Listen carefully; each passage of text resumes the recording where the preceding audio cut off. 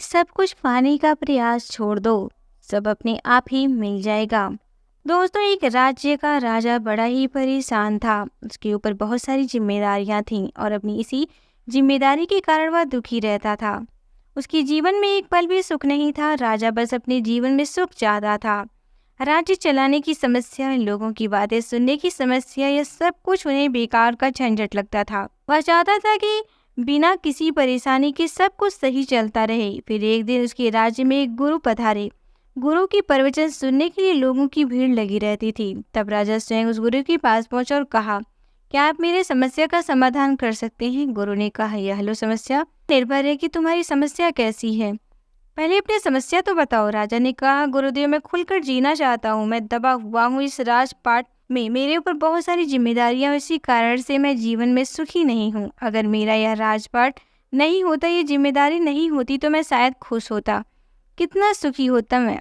कृपया मुझे कोई ऐसा मार्ग बताइए जिससे कि मैं सारी झंझट से मुक्त हो जाऊं, मैं सुकून से जी सकूं। राजा की बातें सुनकर गुरु मुस्कुराया। गुरु ने कहा, यह तो बड़ा आसान है। इसका सिर्फ एक ही उपाय है और ज्यादातर लोग इसी उपाय को अपनाते हैं। आप भी अपना लीजिए। यह सुनकर राजा ने कहा कि जब यह इतना आसान है तो कृपया मुझे जल्दी बताइए, वो उपाय क्या है? गुरु ने कहा, तुम अपना राजपाट मुझे देखकर जिम्मेदारियों से मुक्त हो जाओ और यहाँ से चले जाओ। अपना सुखी जीवन जीने के लिए तुम इस जगह से आजाद हो जाओ। राजा ने कहा, गुरुदेव, यह सब जिम्मेदारियां मुझसे संभाली नहीं जाती, तो आप इसे कैसे संभाल पाएंगे? मेरी तरह आपका जीवन भी दुखी से भर जाएगा। गुरु ने कहा, कोई बात नहीं, हम दुख उठा लेंगे। और राजा अपने राज्य को गुरु को देने के लिए तैयार हो गया।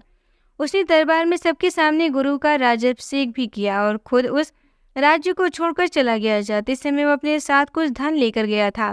राजा अपने जीवन को बहुत शांत स्वभाव के साथ काटना चाहता था, जैसे उसे किसी चीज का दबाव ना हो, किसी चीज का डर ना हो, कोई परेशानी नहीं आए। राजा जिस धन को लेकर राजमहल से बाहर गया, उस धन में से तो एक वर्ष उस राजा का आराम से गुजर गया। अब राजा को चिंता और परेशानी होने लगी कि आने वाले समय में वह अपनी जीवन कैसे व्यतीत करेगा। तब उसने बचे हुए धन से कुछ व्यापार शुरू करने की सोची। फिर उसने छोटा सा व्यापार आरंभ किया। उस व्यापार में राजा को इतना घाटा हुआ कि जो कुछ था उसका जमा पूंजी वो 6 महीने में खत्म हुआ और 1 महीना ही बचा। राजा के ऊपर और भी कर्ज हो गया। लोगों से उधार ले चुके थे और इसी कर्ज को चुकाने के चक्कर में उनका सारा कुछ बिक गया। वे सड़क पर आ गए।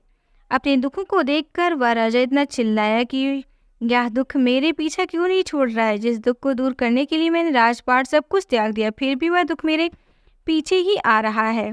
अब मैं क्या करूं? अब उसके पास खाने के लिए भी पैसे नहीं थे। इसी तरह एक रात वह भूख से तड़प रहा था। तभी उसी जगह से एक राज्य की राजकुमारी गुजरी। जब उस राजकुमारी ने राजा को देखा कि राजा भूख से तड़प रहा है, तो राजकुमारी को उस पर बहुत दया आई। राजकुमारी ने उस राजा को भोजन कराया और पूछा कि आप कौन हैं? राजा शर्म के मारे अपने बारे में कुछ नहीं बताया। किसी कारणवश राजकुमारी को वह राजा बहुत पसंद आया, तो उसने कहा कि मैं आपको पसंद करती हूँ, क्या आप मुझसे विवाह करेंगे? मेरे पिता एक राजा हैं और उनके बाद ही आप ही मेरे राज्य के राजा होंगे। राजकुमारी की बातें सुनकर राजा ने सोचा कि अब बहुत अच्छा समय मेरी गलती सुधारने के लिए। इसके बाद मेरा जीवन आसानी से कटेगा, आराम से गुजरेगा। तो राजा ने हाँ कर दी। दोनों का विवाह हो गया। राजकुमारी के पिता ने एक दिन राजा को बुलाया और कहा, हमने आस पास के सभी राज्यों को जीतने का मन बनाया और हम चाहते हैं कि आप मेरा सेनापति का सेनापति बनकर वह कार्यभार संभालें। यह सभी राज्य जीतकर हमें तोहफे में दें। राजकुमारी के पिता राजा की बात सुनकर वह राजा बहुत परेशान हो गया। फिर वह सोचने लगी, अच्छा खासा बिना मेहनत के, बिना कुछ करे ही जीवन चल रहा था। अब बेचारा राजा क्या करे? यह बात सुनकर भी ना नहीं कर सकता था और न वहां से भाग सकता था। जब एक रात राजा को मौका मिला तो वह युद्ध शुरू होने से पहले रात को महल से निकल गया और फिर उसने अपने साथ कुछ धन लेकर दूसरे राज्य में चला गया। फिर वहां गुजर बसर करने लगा। कुछ समय के बाद वह भी धन खत्म हो गया। अब उस पर खुद को पालने की जिम्मेदारी आ गई। इसी तरह जब वह मजदूरी कर रहा था तो उसने अपने राज्य की याद आई। वह सोचने लगा कि मैं भला ठीक ठाक था, अपने राज्य में शान से जीता था, इतनी धन दौलत, कितने महल, कितने लोग चारों तरफ घूमते रहते थे। पहली बार वह मजदूरी का जीवन जी रहा है।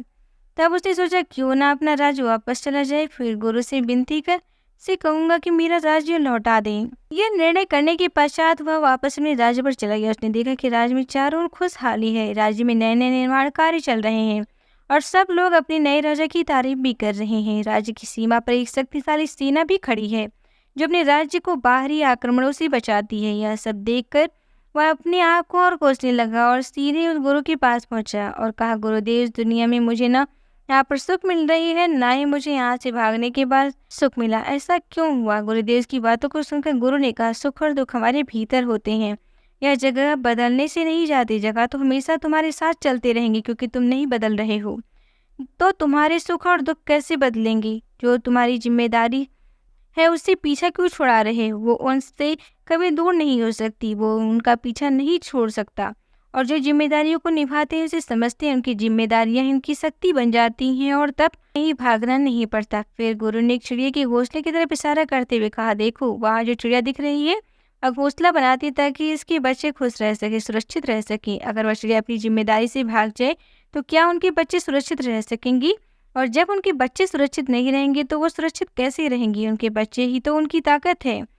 ना वहाँ घोंसला रहेगा, ना उनके बच्चे रहेंगे। उस घोंसले की वजह से ही आज वह चिड़िया सुरक्षित है, उनके बच्चे सुरक्षित, और सारी चीज़ें उस चिड़िया की जिम्मेदारी की वजह से हैं, उनकी मेहनत की वजह से हैं। मेरी एक बात याद रखना, दुनिया में तुम कुछ भी करो, यह जिम्मेदारी है और तुम्हारा कर्म भी तुम्हारा पीछा नहीं छोड़ेगी। लेकिन अगर तुम्हारे भीतर, तुम्हारे मन में परिवर्तन नहीं होगा तो एक भिखारी जो दुख उठा रहा है वह एक राजा भी उठा सकता है। और जरा सोचो, अगर हम भीतर से परिवर्तित हो जाए तो एक राजा जो सुख उठा सकता है वही भागते रहो ताकि समस्या तुम्हारे पीछे भागती रहे। इसीलिए समस्या का सामना करो, खुद का सामना करो। जिस दिन खुद का सामना कर लिया, खुद को पा लिया, खुद को जीत लिया, तो उस दिन तुम सुखी रहोगे, तुम खुश रहोगे।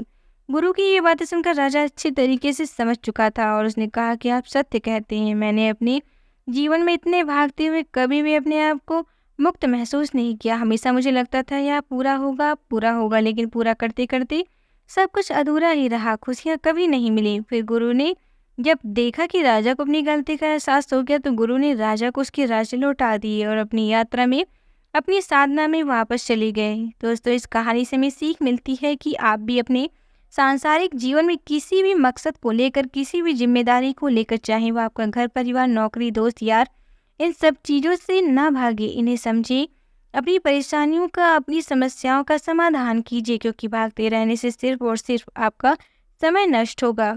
जिम्मेदारियों से नहीं छूटोगे, जब तक जिंदा हो तब तक जिम्मेदारी भी रहेगी। इसीलिए इसे समझने की कोशिश करो, क्योंकि जो है समय आप भागने में लगाते हो वही समय आप अपने आप को बना सकते हो, अपने जीवन को सुधार सकते हो और एक महान व्यक्तित्व अपने भीतर ला सकते हो, एक महान व्यक्ति बन सकते हो। मित्रों, इस कहानी से आपने क्या सीखा, एक कमेंट में जरूर बताएं।